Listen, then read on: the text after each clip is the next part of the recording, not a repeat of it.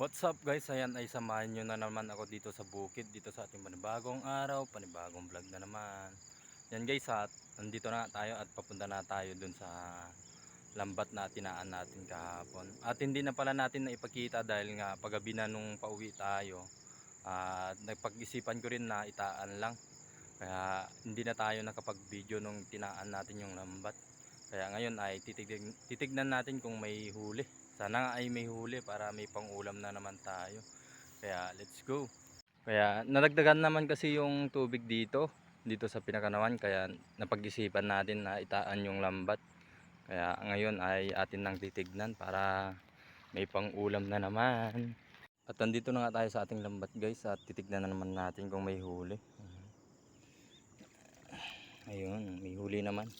At pagkatanggal nga natin sa ating lambat at ayan lang yung huli natin. Hindi tayo nakatsamba ngayon. At sana sa susunod at makatsamba naman tayo ng maraming isda para ibenta natin at ibibili natin ng pang-ulam din. Yan, good sa rin at may pang-ulam na naman tayo. Hindi lang kasi pang-benta. Tatanggalin na natin mga lods tong kinuha natin para mamayang hapon na itataan ulit natin tong lambat.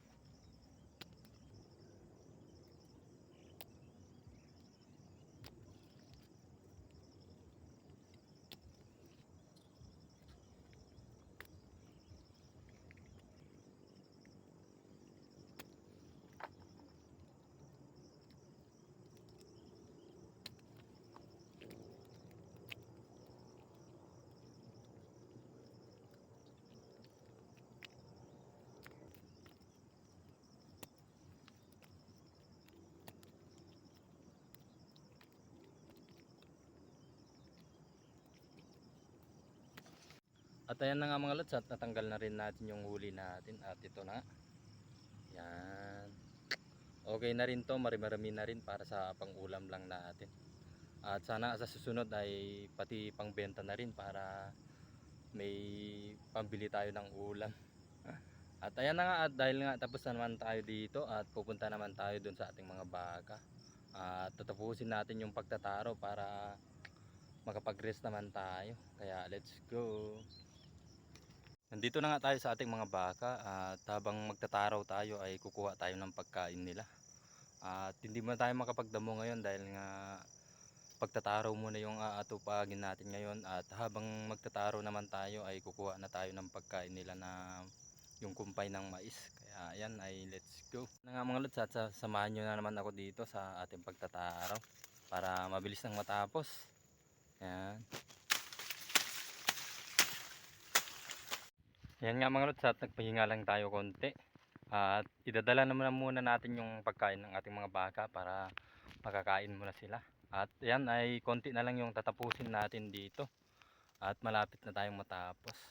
Kumakain na nga yung baka natin dahil binigyan na naman natin sila ng pagkain at ayun naman yung isang baka natin kumakain na rin at nabigyan na rin natin ng pagkain. Yan at pinagtabi muna natin tong dalawang baka natin. At bago nga pala tayo magsimula ulit sa pagtataraw, ayan ay nanguha muna tayo ng mais. Yung pinili lang natin yung malambot dito sa ating maihisan. At ayan na nga ay mag-ihaw muna tayo. At iiwan muna natin yan saglit mamaya at babalikan na lang natin pag naluto na. Iniwan muna natin saglit ng ganyan mga lods at nandyan na yung mais natin na kinuha kanina.